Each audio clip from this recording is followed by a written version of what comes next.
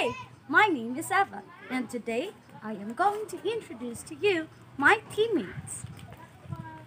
Hi, I'm John Lloyd. Hi, I'm Jeremiah. And we are the Coco Melon team.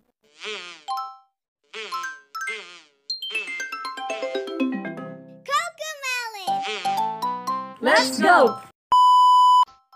Hello everyone, today I am going to talk about the one of the famous child and adolescence series. Let's go! The Freud's psychosexual stages of development. So according to the famous psychoanalyst Sigmund Freud, children go through a series of psychosexual stages that lead to the development of the adult personality, and his theory describes how personality develops over the course of childhood. So let's take a recap. Who is Sigmund Freud? So Sigmund Freud was an Austrian neurologist and the founder of psychoanalysis, a clinical method of treating psychopathology through dialogue between a patient and a psychoanalyst. Freud was born to Galician Jewish parents in the Moravian town of Freiburg in the Austrian Empire. He died on September 23, 1936 at the age of 83. So Sigmund Freud theories have 5 psychosexual stages of development. So Freud believed that personality developed through a series of childhood stages in which pleasure-seeking energies of the id become focused on certain erogenous areas. So an erogenous zone is characterized as an area of sensitive to stimulation. The 5 psychosexual stages, which are the oral, anal, phallic, Latin, and genital stages. The erogenous zones associated with each stages serve as a source of pleasure. So the first stage is the oral stage. This is the age range between birth to 1 year old. The erogenous zone is in the mouth. So during the oral stage, the infant's primary source of interactions occur through the mouth, so the rooting and sucking reflex is especially important. The mouth is vital for eating, and the infant derives pleasure from the oral stimulation through gratifying activities such as tasting and sucking, because in this stage, the infant is entirely dependent upon caretakers, or the ones who are responsible for feeding the child. The child also develops a sense of trust and comfort through this oral stimulation. So if the stage is in the weaning process, or the caretakers will stop feeding the child with breast milk, the child must be less dependent upon caretakers. If fixation occurs in this stage, Freud believed that the individual would have issue with dependency or aggregations. So the oral fixation in this stage can result in problems with drinking, smoking, eating, or nail biting. The second stage will be the anal stage. Age range 1 to 3 years old, erogenous zone, bowel, and bladder control. During the anal stage, Freud believed that the primary focus of the libido was on controlling bladder and bowel movements.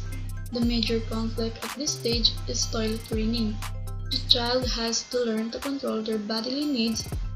Developing their control leads to sensitive accomplishment and independency. According to Freud, success at this stage is dependent upon the way in which parents approach toilet training. So, parents who utilize or praise and rewards for using toilet at the appropriate time encourage children positive outcomes and help children feel capable and productive. But, however, not all parents provide the support and encouragement that children need during this stage, because there are some parents punish, ridicule, or shame a child for accident.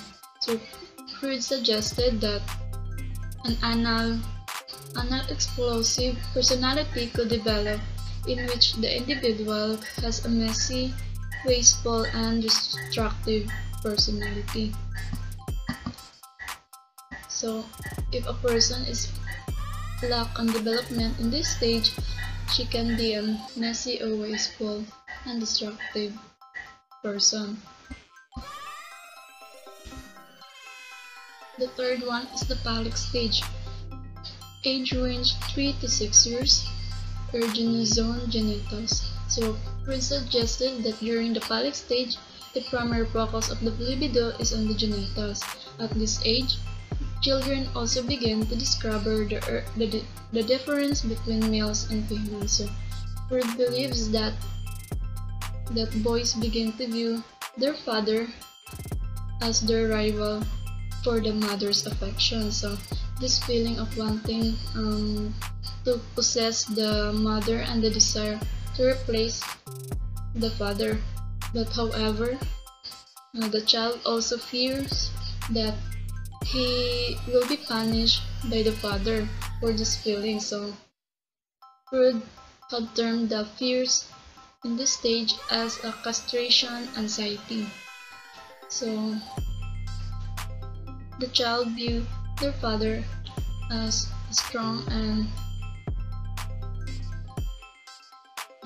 rival in this stage. So this also similar set of feeling from experienced by the young girls. So Freud believed that girls instead experience penis in vase. So Freud said that there was never fully resolved and that all women remain somewhat fixated at this stage. So, but according to psychologists such as Karen Horney, she disputed this theory. Instead, Horney proposed that men experience feeling of inferiority because they cannot give birth to children. So, a concept she preferred to as a womb and veil. The fourth stage will be the latent stage. So, during this stage, the superego continues to develop while the age energized are suppressed. So, children develop social skills, values, and relationships with peers and adults outside of the family. So, the development of the ego and superego contribute to this period of calm. So the stage begins around the time that children enter into schools and become more concerned with peer relationships. So the children also have hobbies, concerned about hobbies and other interests. So as with these psychosexual stages, Freud believed that it was possible for children to become fixated or stuck in this phase, because the fixated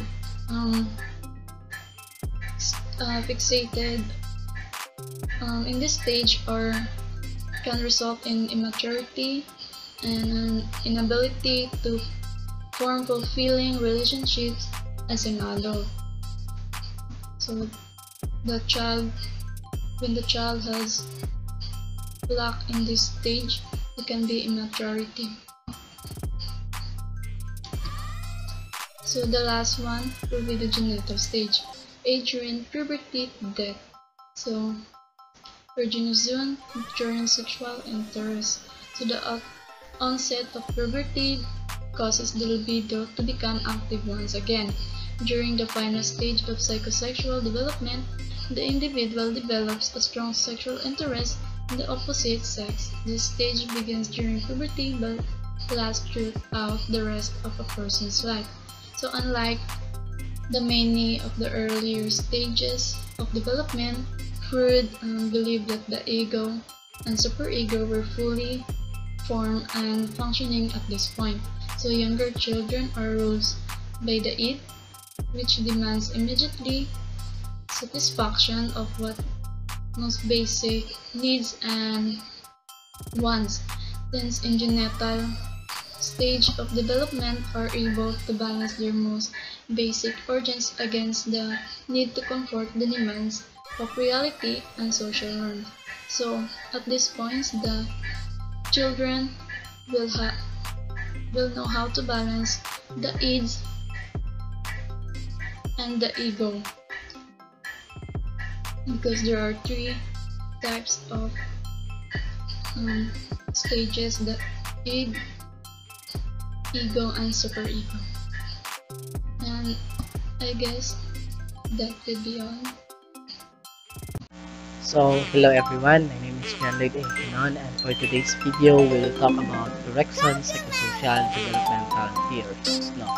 So, Ericsson's psychosocial development theory is one of the famous and most influential development theory, respectively on human development. So, let's meet first the author. So, the author of this theory is Erikson. So who is this Erik Erikson? So he is an ego psychologist who developed one of the most popular and influential theories of development. So his work or his theory was inspired by the Sigmund Freud's work, which is the psychoanalytic theory. So let's have first a little background of the Sigmund Freud's work, as I mentioned in the last reporter. So the reason behind the emergence of this theory on psychosocial development theory of Erikson, it focused on the psychosocial development of a person. So this psychosocial development of a person was being referred to the work of Sigmund Freud.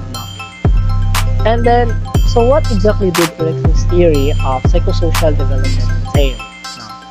So, if Sigmund Freud believes that the sexual interest of a person is a driving force towards human development, here in the Erikson psychosocial development, it believes that the social interaction and experience of human played a decisive role in the development and growth. So there is a similarity between them. However, Sigmund Freud focused on the sexual interest, while Erik Erikson focused on the social interaction and relationships. So to sum up, Erikson theory believed that social interaction and experience played a decisive role in the development and growth of human beings.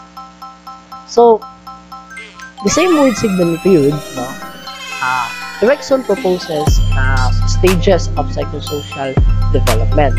I have here a picture depicting the different stages of psychosocial development according to Erikson. So let's start with the infancy, followed by the early childhood, followed by preschool, school age, adolescence, young adulthood, middle adulthood, and the last one is the majority. So this 8-stage theory of human development describes this process from infancy through death. During each stage, people are faced with a developmental conflict that impacts later on the functioning and further growth. So, unlike many other developmental theories, Erik Erikson psychosocial theory focuses on development across the entire lifespan. So, at each stage, children and adults face a developmental crisis that serves as a major turning point. So, once we successfully manage this stage, each challenges of this stage, it will lead us to the emergence of a lifelong psychological virtue, according to Adolescence. So now let's discuss each of the stages of psychosocial development. So the first stage is trust versus mistrust. So this first stage of Erikson theory psychosocial development occurs between birth and 1 year of age, and it is the most fundamental stage in life. So I have here a picture depicting a child and a caregiver or a mother. So as we take a look on the picture, we could conclude that a child is always dependent to the mother. So at this point of development, the child is utterly dependent upon adult caregivers for everything they need to survive, including food, love, warmth, safety, and nurturing. So if a caregiver fails to provide adequate care and love, the child will come to feel that they cannot trust or depend upon adults in their life. So during the first stage of psychosocial development, children develop a sense of trust when caregivers provide reliability, care, and affection. And a lack of this will lead to mistrust. So what are the possible outcomes of this particular stage? So probably if a child successfully develops trust, then the child will feel safe and secure in the world. So likewise, those caregivers who are inconsistent, emotionally unavailable, or rejecting contribute to feelings of mistrust in the children under their care, so there might be a failure, and that failure will lead them to develop or result in fear or a belief that the world is inconsistent and unpredictable. So the second stage is autonomy versus shame and doubt, early childhood. So in this picture, it simply depicts choice. So a girl is choosing something. So he's choosing something. So this next stage is autonomy versus shame and doubt. So kids in this stage of development often feel the need to do things independently, such as picking out what they will wear each day, putting on their own clothes, and deciding what they will eat. While this can often be frustrating for parents and caregivers, it is an important part of developing a sense of self-control and personal autonomy. So, gaining a sense of personal control over the world is important at this stage of development. Children at this stage are becoming increasingly independent and want to gain more control over what they do and how they do it. So there is a choice here now. So children who successfully complete this stage feel secure and confident, while those who do not are left with a sense of inadequacy and self-doubt. This stage also serves as an important building block for future development. Kids who have confidence in their skills are more likely to succeed in subsequent tasks such as mastering social, academic, and other skills. Now let's proceed to the third stage, which is initiative versus guilt. So there is a picture here now. So it reflects a person who is thinking on what to do. So in this stage, this occurs in the preschool years, between the ages of 3 and 5 years old. So during the initiative versus guilt stage, children begin to assert their power and control over the world through directing play and other social interaction. So children who are over-directed by adults may struggle to develop a sense of initiative and confidence in their own abilities. So in this case, it basically builds a trust, or a trustworthy. So children have their sense of initiative reinforced by being given the freedom and encouragement to play. When efforts to engage in physical and imaginative play are stifled by caregivers, children begin to feel that they are self-initiated efforts are source of their embarrassment. So in other words, if we restrict our children doing playing, doing something which is unusual, like for example playing with other kids, so their self-initiated efforts will be source of their embarrassment. No? So next is the stage 4. No? The fourth stage, industry versus inferiority. No? So this happens on the school age psychosocial development. So there is a basic virtue here, competence. So children become capable of performing increasingly complex tasks. As a result, they strive to master new skills. Children who are encouraged and commended by parents and teachers develop a feeling of competence and belief in their abilities. Those who receive little or no encouragement from parents, teachers, or peers will doubt their ability to be successful.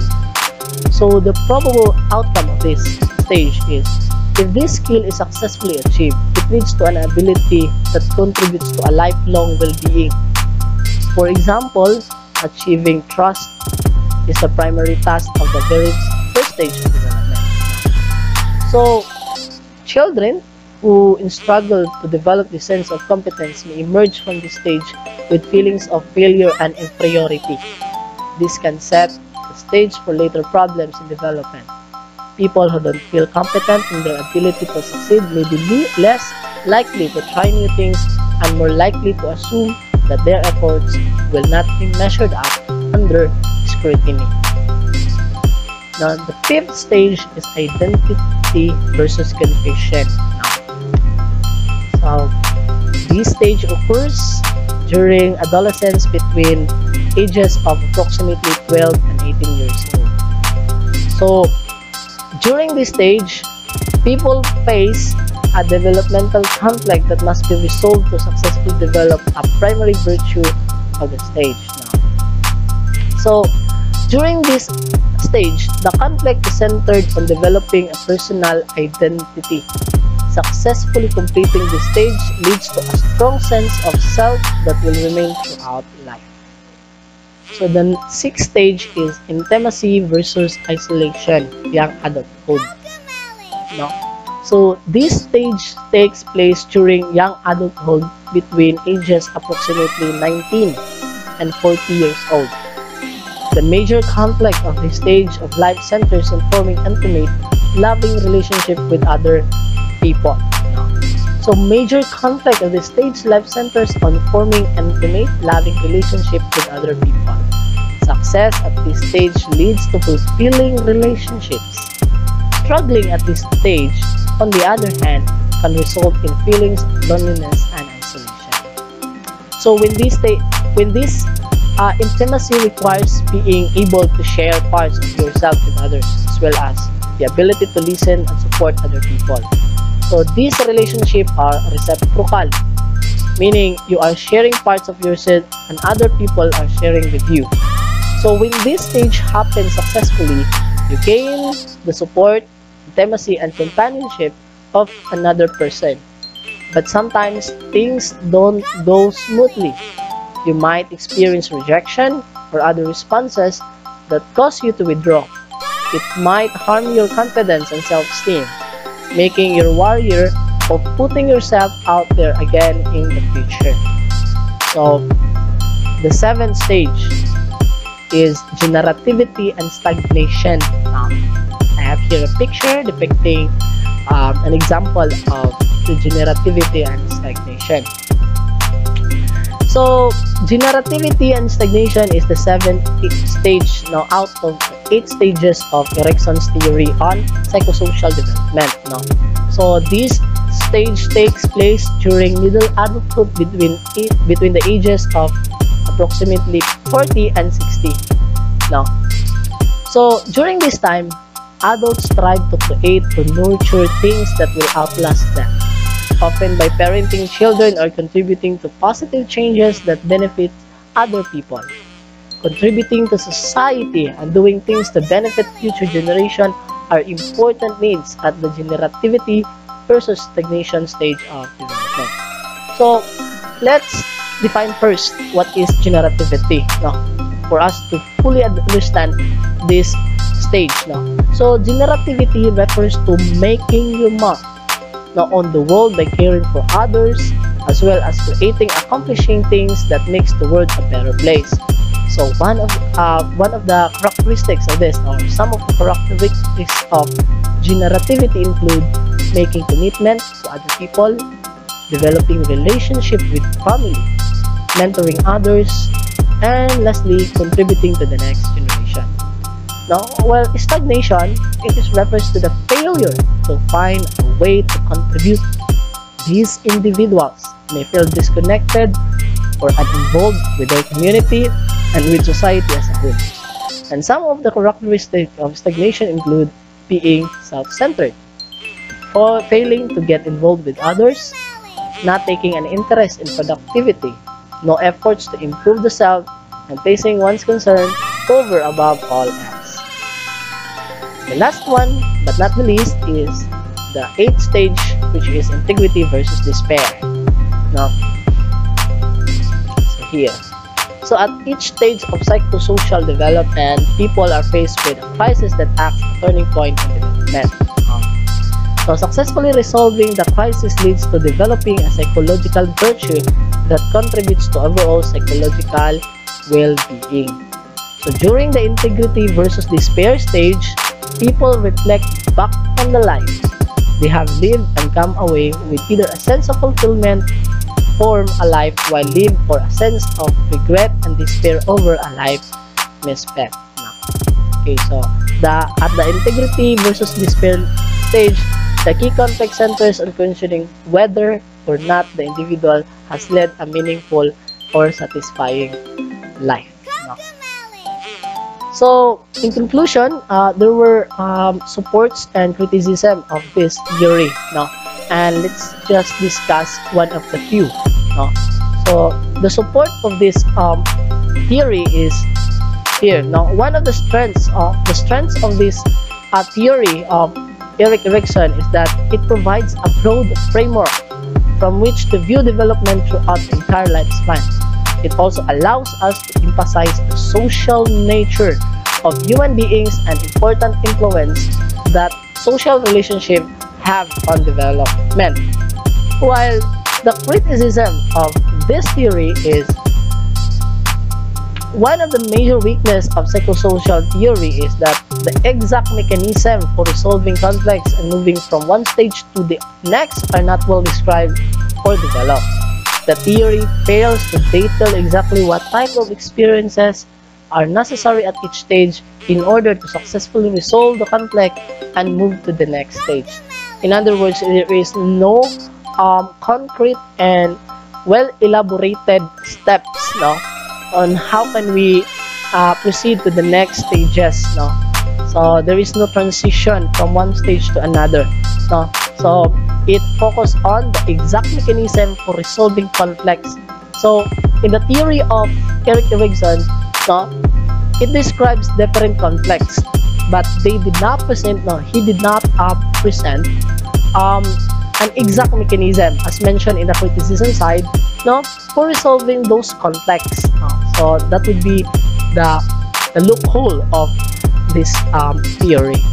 So I guess that would be all. Thank you for your listening and God bless.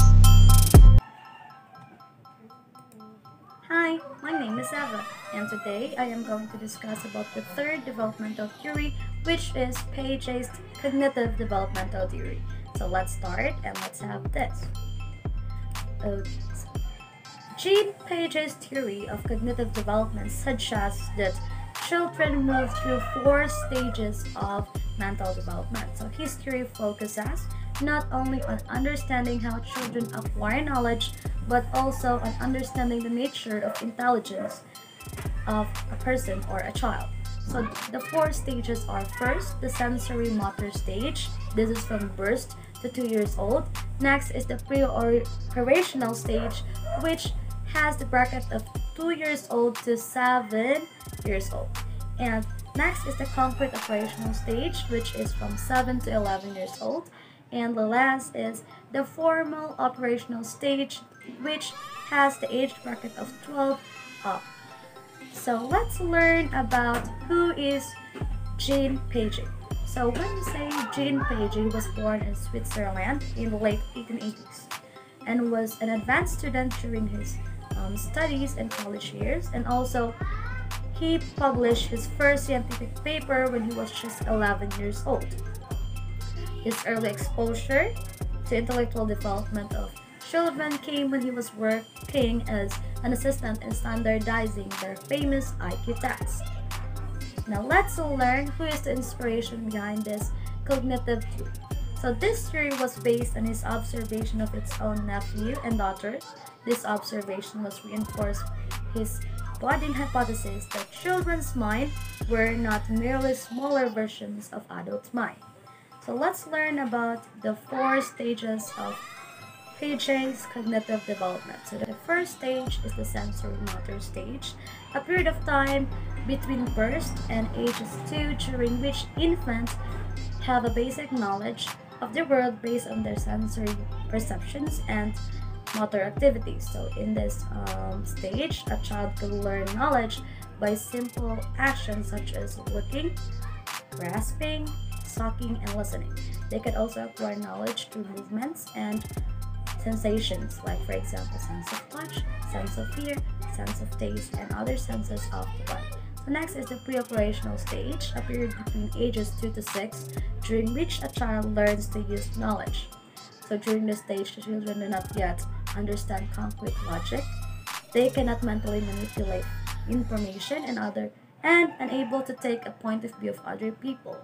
So they can speak, they can talk, and they can read basically, but they cannot understand morals that much. And the next is the concrete operational stage.